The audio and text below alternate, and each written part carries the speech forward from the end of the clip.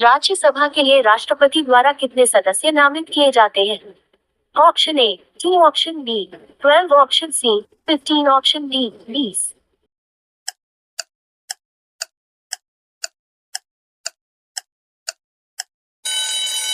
Correct answer explanation.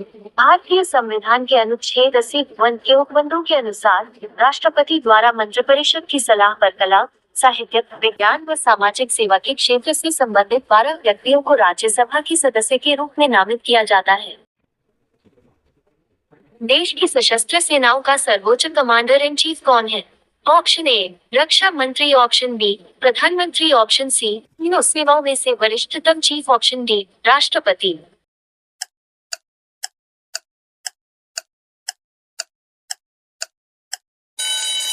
Correct answer explanation. राष्ट्रपति भारत की सशस्त्र सेनाओं का सर्वोच्च कमांडर इन चीफ होता है। यदि राष्ट्रपति अपने पद से त्यागपत्र देना चाहे तो वह किसे लिखकर ऐसा कर सकते हैं? ऑप्शन ए लोकसभा अध्यक्ष, ऑप्शन बी प्रधानमंत्री, ऑप्शन सी उपराष्ट्रपति, ऑप्शन डी भारत के मुख्य न्यायाधीश।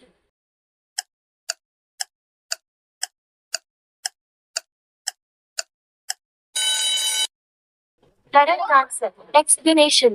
भारतीय संविधान के अनुच्छेद 56(1) के अनुसार राष्ट्रपति अपना त्यागपत्र उपराष्ट्रपति को सौंपेगा। लोकसभा अध्यक्ष अपना त्यागपत्र लोकसभा उपाध्यक्ष को, प्रधानमंत्री अपना त्यागपत्र राष्ट्रपति को तथा भारत का मुख्य न्यायाधीश अपना त्यागपत्र राष्ट्रपति को सौंपता है।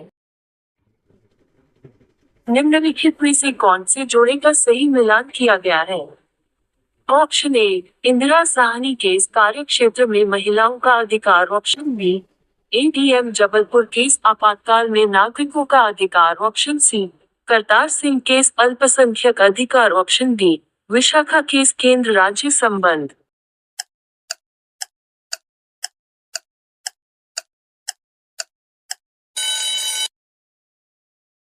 Correct answer explanation. Indira Sahni case केंद्र सरकार की सेवाओं में अन्य पिछड़ा वर्ग का आरक्षण 1992। एडीएम जबलपुर केस आपातकाल में नागरिकों के अधिकार 1975। करतार सिंह केस आतंकवादी घटनाओं से संबंधित कानून। विशाखा केस महिलाओं के अधिकार आरक्षण संबंधी। सिंधु अर्थव्यवस्था की ताकत थी, ऑप्शन ए कृषि, ऑप्शन बी व्यापार, ऑप्शन सी चाक पर बनाए गए मिट्टी के बर्तन, ऑप्शन डी बदरीगिरी।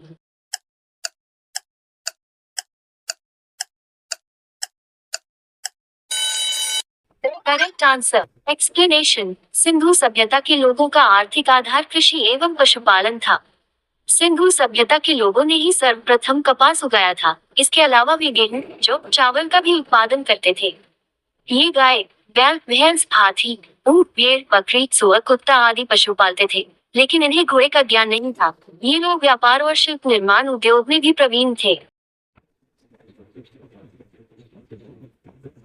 भारतीय प्रतीक पर उत्कीर्ण सत्यमेव जयते लिया गया है, ऑप्शन ए ऋग्वेद से, ऑप्शन बी मत्स्य पुराण से, ऑप्शन सी भगवद गीता से, ऑप्शन डी मुंडकोपनिषद से।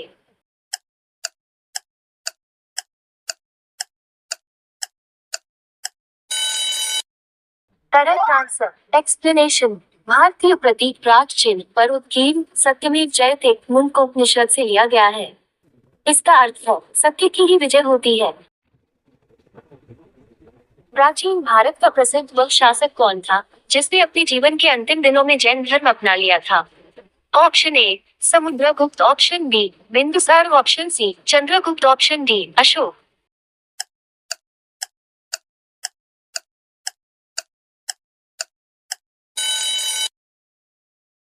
एक्सप्लेनेशन। चंद्रगुप्त मौर्य ने अपने जीवन के अंतिम दिनों में जैन धर्म अपना लिया था।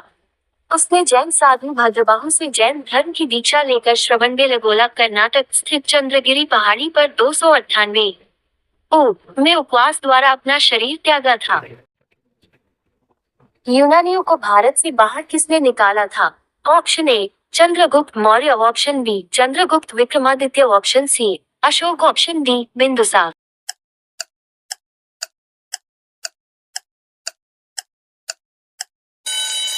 Correct answer. एक्सप्लेनेशन, यूनानियों को भारत से बाहर निकालने का श्रेय चंद्रगुप्त मौर्य को जाता है। 305 ई.पू.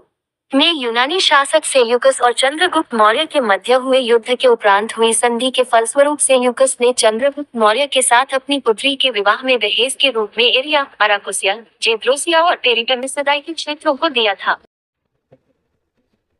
चरक किसके राज चिकित्सक थे? Option A Harsha, option B Chandragupta Maurya, option C Ashoka, option D Kanishka.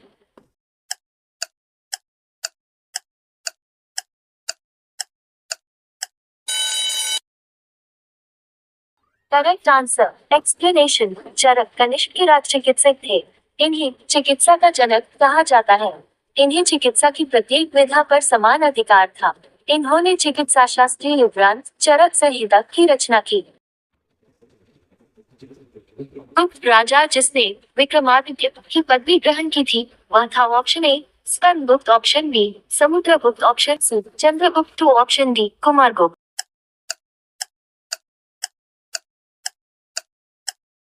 Correct answer. Explanation, Chandragupta द्वितीय को विक्रमादित्य कहा जाता है। इसकी माता का नाम दत्ता देवी था। इसका काल गुप्त काल का स्वर्णयुग माना जाता है।